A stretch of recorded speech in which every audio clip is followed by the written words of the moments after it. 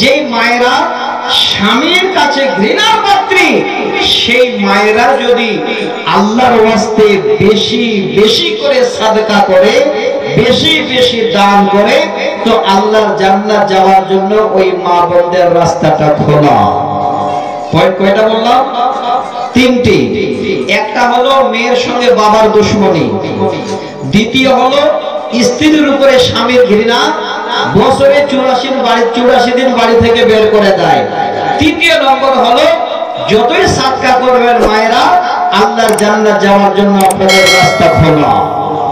এতগুলো পয়েন্ট বলতে পারবো কিনা জানি না। আপনারা যদি ধৈর্য সহকারে বসে আমি আলোচনা করছি, আপনারা শোনেন। এবার বাবার সঙ্গে যে মেয়ের দুশ্মনী ছিল, দুটো আয়াত শোনাচ্ছি, একটু চটপট করে শুনে নিন, কাজে দেবে।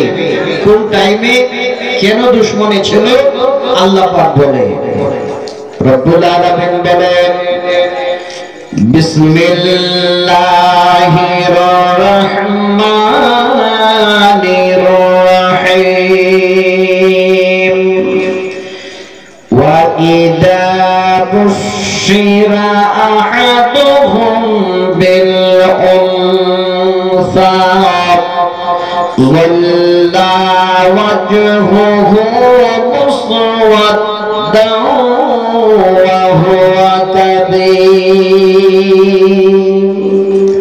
আল্লাহ পাক বলেন, যখন কোন বাবার ঘরে কন্যা মেয়ে জন্ম নিত,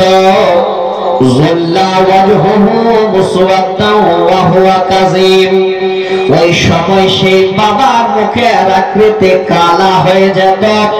অসহনীয় মনস্তাপে বাবা বড় দুশ্চিন্তা অনুভব করত।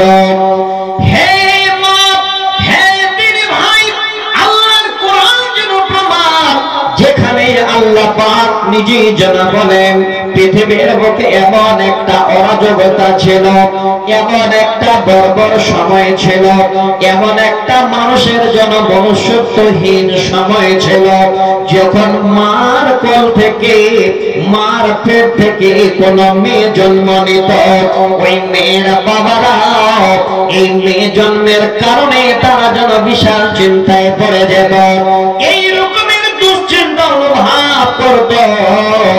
এখন আমরা মেয়ের বাবা হয়ে কেমন করে সমাজে দাঁড়াবো?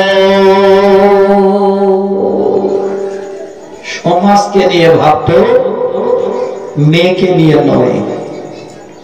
সমাজকে নিয়ে ভাবতো, মেয়েকে নিয়ে নয়। মেয়েরা যে পৃথিবীর বুকে আমাদের মা, এটা বিশ্বাস করেন তো? করেন না?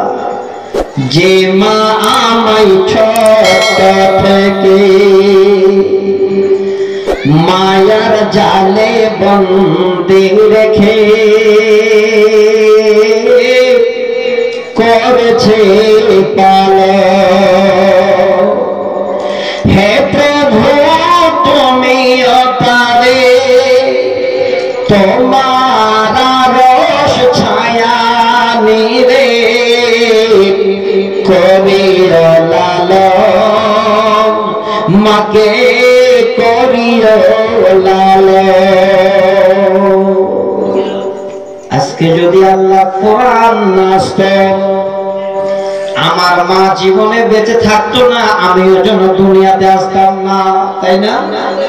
আপনার মা বেঁচে থাকতেন না, আপনিও দুনিয়াতে আসতে পারতেন না। এই জন্য আল্লাহ পাক স্বয়ং যেন বলছেন, যখন কোন বাবার ঘরে মেয়ে জন্ম নিত, ওই বাবার মন খারাপ হয়ে যেত, তার অনেক বড় দুশ্চিন্তা এসে যেত।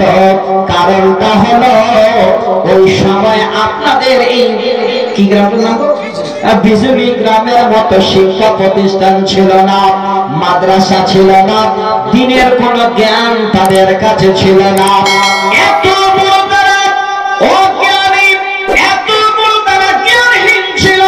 যদি কোনো একটা বাবার ঘরে মেয়ে জন্ম নিয়েছে, এলাকার মানুষ খবর পেয়ে গেছে, ওই এলাকার মানুষেরা তাদের সমাজ ব্যবস্থায় ওই মেয়ের বাবাকে কোনোদিন তারা যেন আর ডাক দিত না। আজকে যেমন সুন্দর করে ইফতারের দাওয়াত